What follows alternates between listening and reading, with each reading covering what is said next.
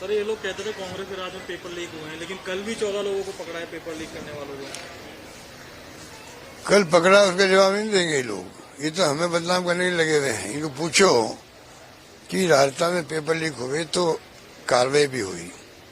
एक मेंबर बना दिया हमने आदिवासी को, भील आदिवासी को, वो पकड़ा गया। गलती कोई भी कर सकता है। बीजेपी ने बनाया कि मेंबर को, वही पकड़ा गया। उसकी बात नहीं करेंगे लोग। नंबर दो के देश के अंदर 70 पेपर लीक हुए, 70 पेपर लीक हुए। उसमें केंद्र सरकार का भी है जो अभी नीट में हुआ था, उसके अंदर आर्मी के भी हैं, उसके अंदर जुडिशरी के भी हैं। अब पता आर्मी के जुडिशरी के पेपर लीक हो सकते हैं, केंद्र सरकार के हो सकते हैं, उसकी चर्चा नहीं करेंगे। चुनाव में पूरा बदनाम करने के लिए हमने शानदार व्यवस्था करी थी। पेपर लीक हुआ तब जो हमारे एग्जाम थे, करीब 25 लाख छात्र अभ्यर्थी बैठे थे। ऐसी व्यवस्था हिंदुस्तान में कहीं नहीं हुई। हमने तमाम ट्रांसपोर्टेशन फ्री किया उनके लिए। कलेक्टर्स को कहा गया आप इनके रहने की व्यवस्था करो कि इतनी बड़ी संख्या में आ रहे, कहाँ रहेंगे रात को, कहाँ रुकेंगे। खाने पीने तक की व्यवस्था हमने करी। वो धरी रह गई पीछे।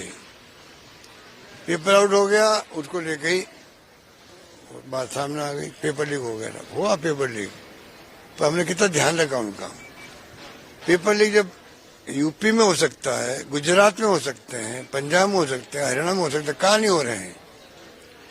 होना ये चाहिए कि केंद्र सरकार राज्य सरकार ने मिलकर के कोई ऐसा फॉर्मूला लाया है।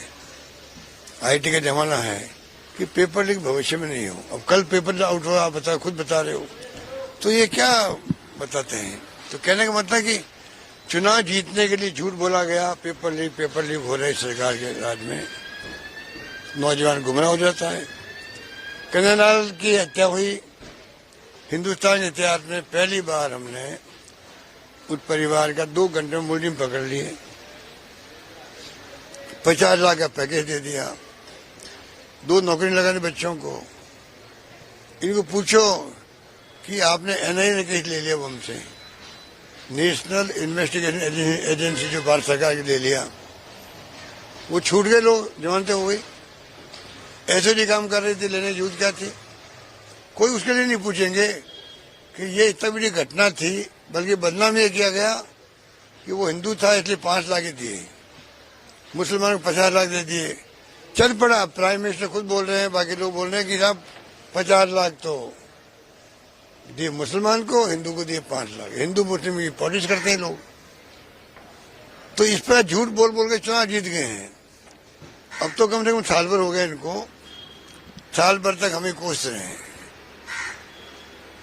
अरे भाई आप बताओ, आपने अब क्या किया साल भर, ये बताओ। वो वक्त आ गया, आप कोसते रहोगे तो आपने क्या किया ये बताओ जनता को। हमने गलती की होगी, अच्छे काम किए होंगे, लोग गांव गांव याद करें हमारे कामों को। तो हर गांव में चले जाओ, हमारी गवर्नमेंट के कामों को याद करें। शिक्षा के थे, स्वास्थ्य के थे, पानी के, बिजली के, सड़कों के, सब लोग याद कर रहे हैं। इनको क्या, इनके बारे में क्या लोग कहते हैं जाके सुन लीजिए। तो आज स्थिति ये है कि साल भर होने के बाद में अब इनको चाहिए अपने काम बताए कम से कम। इसलिए मैं समझता हूं कि जनता सब समझ चुकी है। अमर उजाला जीवांजलि के सारथी की मदद लें और महाकुंभ में स्नान जरूर करें।